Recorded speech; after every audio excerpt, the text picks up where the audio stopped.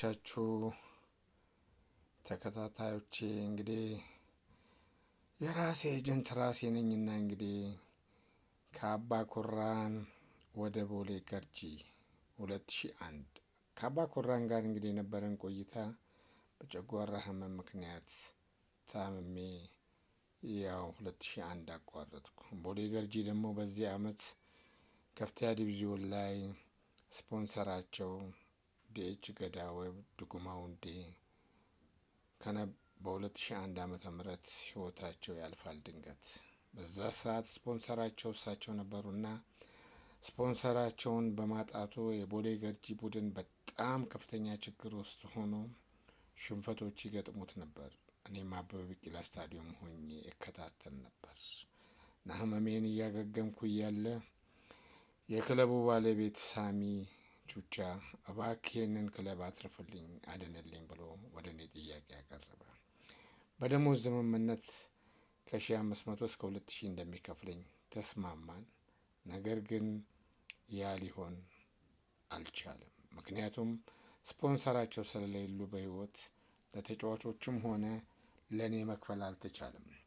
በተለያየ ምክንያት እንግዲህ ተጫዋቾች አድማም እየመቱ ቀደም ሲል የነበረው አሰልጣኝ ጋር በመመካከር ክለቡን ቀስ በቀስ እያመነመኑት መጡ እና እኔም እንግዲህ ያለውን ነገር ለማስቀጠል ሞከርኩ። እንግዲህ ምንም ማድረግ የሚቻልበት አይደለም። ልጁም ችግር ላይ ነው ያለው፣ ስፖንሰሩም የሉም እና ይሄን ክለብ መታደግ አለብኝ ብዬ ጨጓራ ህመሙ እንደዛ እያደረገኝ በራሴ ትራንስፖርት በራሴ ወጪ ሁሉን ነገር እያደረግኩ ክለቡን ማሰልጠን ተያያዝኩ።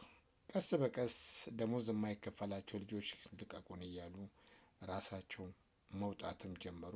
በፈቃደኝነትም አንድ አጥቂያችን ልዑልንና ሴንትራል ሌብሯችን ቤቢን ለኪራይ ቤት ሰጠን። እንግዲህ ቀሩን የምንላቸውን ተጫዋቾች ይዘን እየሰራን እያለ በዚሁ አጋጣሚ ከኪራይ ቤት ጋር ጨዋታ እናደርጋለን። ከኪራይ ቤት ጋር በነበረን ጨዋታ 10 ሴራ ብቻ እጃችን ላይ አስቀርተው ሌላውን ሴራ ይዘው ተጫዋቾች ጠፉብን። ወደ አዳማ ሄደዋል ተባለ። ከ10 2 ጎልኪፐር 8 ተጫዋች እነዚህን ይዘን ከኪራይ ቤት ጋር ጨዋታ አደረግን። በዚህ መካከል አንዱን በረኛ ሚድፊልድ አድርጌ ተጠቀምኩ። ሌላውን አስገባን። አንድ ተጫዋች በቀይ ወጣብን።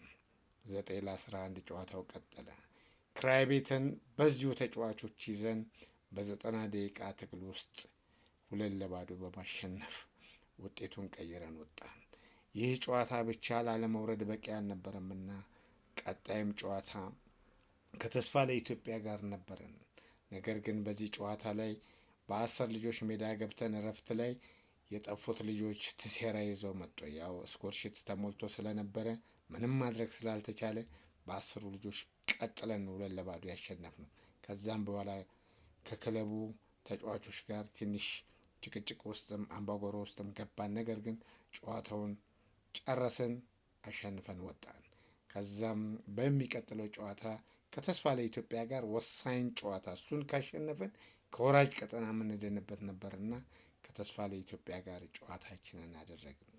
ተስፋ ለኢትዮጵያን 3-1 በማሸነፍ የቦሌ ገርጂን ቡድን ከመውረድ ታደግኩት። ጨጓራዬን እያመመኝ ደሞዝ በሌለበት ምን በሌለበት በነዛው ተጫዋቾች እንግዲህ ቦሌ ገርጂን ከመውረድ ሳድን ቦሌ ገርጂ ዊነር እንደሆነ ወይም አሸናፊ እንደሆነ ዋንጫ የበላው ነው ያህል በጣም ተደሰተ።